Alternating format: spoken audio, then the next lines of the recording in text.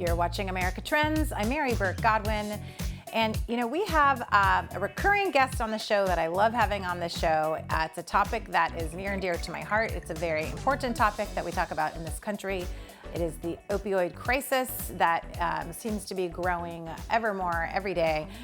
Scott Silverman, he is the CEO and founder of Confidential Recovery. Welcome back to America Trends, Scott. Nice to be here, Mary, and I don't know how to take the word reoccurring, so I'll just assume it's a compliment. Recurring, you're one of our favorite guests. We have you on many, many times because this is a subject that there's a lot of facets to it, and there's not really a solution. Well, we know a solution, but to the ongoing crisis, it seems to be changing, growing every day. And I just saw, I think I sent you the link to this documentary called American Pain. Did you watch that documentary? I believe I did. Yes. There was these two twin brothers, the George brothers, that ran a pill mill in Florida called American Pain. And the documentary was extraordinarily unsettling, unnerving. It shows this cycle that our country is in that I don't know, nor does anyone know, the way out, right? Because it's there's poverty, low income, substance abuse in the family, and then that just leads to more use, and then it's just a big cycle. And it seems to be, in your opinion, does it seem to be getting worse? Is there hope? Where are we at? Well, first I want to comment on one of the brothers actually was quoted, and I know which one you're talking about, how he said that, once he got out of jail, he was going to go into real estate. And if real estate didn't work out for him, he's going to go back into the, what did he say? The healthcare. I heard that, the healthcare industry. And I want to continue that thought. I forgot that he had no remorse whatsoever. And he said, these guys are going to keep you. There's just people out there that are going to use. I'm just helping them. And it's their fault that they are abusing. If he were here in San Diego and he did that, and our current district attorney, Summer Stephan, who's awesome, yeah. She would make sure, if she could legally, make sure he never gets out of prison again, because he would be charged with involuntary manslaughter, murder. I think it was 2,000 people they tied to his distribution chains that overdosed and died. Yeah. And you're right. Not only did he have no remorse, but the boldness of how he stated how he, not only got away with it for so long, and that the penalty that he got was almost like a vacation to get 3 hots and a cod. And now that he's refreshed or rebooted, he's learned a lot, and now he's ready to come at the game. And I'd be willing to bet that there's cartels out there that would back this guy with his distribution center. Because your question, is it getting better? Is there hope? There's always hope.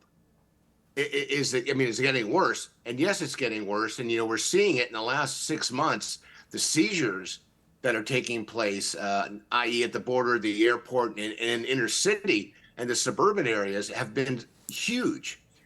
But we both know, and the DEA says, that on their best day, month, or year, they only confiscate about 10% of what's coming across. So if 10 tons comes across and they only catch, 10% of it, that means 9 tons gets out into the community. The problem is, which is why it's getting worse, let's say the 10 tons was 5 years ago, now it's up to 100 tons. So if they're still catching 10%, there's still 90 tons of pills that are being manufactured and distributed through the U.S. because the consumption level has not gone down. It's actually gone up. And is that because, for a multitude of reasons, but, I was reading, we all know, or many people know in the news, we've heard Purdue Pharma, they've been held accountable. There's been movies and books about it, and but they are not the only manufacturer. In fact, they are not allowed to manufacture anymore. There's other manufacturers, and now it's also manufactured illegally. So it's still getting out there in huge increments, and doctors are still prescribing these pain meds when they don't necessarily need to be. Is that accurate? That certainly has slowed down because the prescribers, i.e. the doctor, okay, they're scrutinized by the AMA and the DEA. And because they know who the doctors are because they have a license from the DEA, Hmm. they can kind of monitor them in a controlled way. And then, of course, when the prescription goes to the pharmacy has a DEA distribution license as well, I believe, and they can be scrutinized as well. So the legitimate opioids, that are still being manufactured, that, people still need. I mean, fentanyl is being manufactured and still being used in a hospital setting. Hmm. But the fentanyl that we're seeing causing the overdoses and the accidental overdoses, those are being manufactured by the cartels, and they're being, distributed illegally. And there is no quality assurance. There is no DEA oversight. There is no pharmacy that's verifying it. So the multiple layers, but even doctors who may still prescribe are doing it in a clandestine way, because for a doctor, first of all, it takes 3 to 5 years to actually catch and convict a medical doctor who's a bit overprescribing. That's been the average time in the US. Number two, they have access to a myriad of other opportunities to write prescriptions. So there are still, look, there's bad doctors, like there's bad lawyers, there's bad teachers, there's, bad providers. Yeah. So they're still out there, but it's hard for them to get, of course, with what happened with Purdue, the company that was manufacturing Oxycontin, going away. That's why I think we're seeing this huge spike with fentanyl, because those who were addicted before have a bigger problem now because they can't get their prescribed medication. Hmm. So they're going to the street to get the illicit drugs. And that's why we're seeing such a huge amount of fentanyl being manufactured, because they know, look, 216 million prescriptions were written in 2016, roughly Wow. 216 million prescriptions. And half of that still sits in medicine cabinets. But that's not been replaced by Oxycontin, because that company was shut down, Right.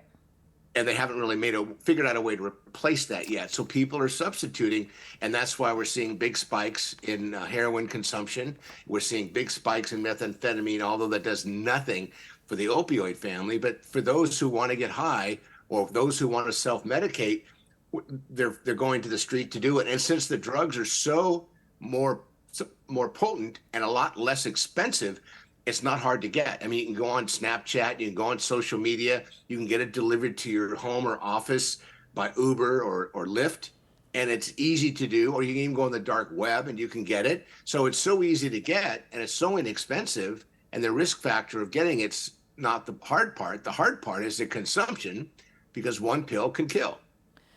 Yeah, oh God, there's so many things I want to talk about. There's so many layers to the issue.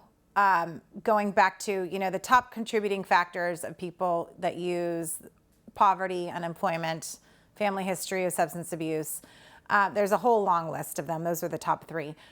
Mental health issues as well. And of course, you and I talk about this, what happened during the pandemic. The mental health behavioral issues, only rose dramatically because people weren't processing normally. And, a lot of people haven't actually gone back to work. Some say they don't want to. They're working from home. There's more isolation.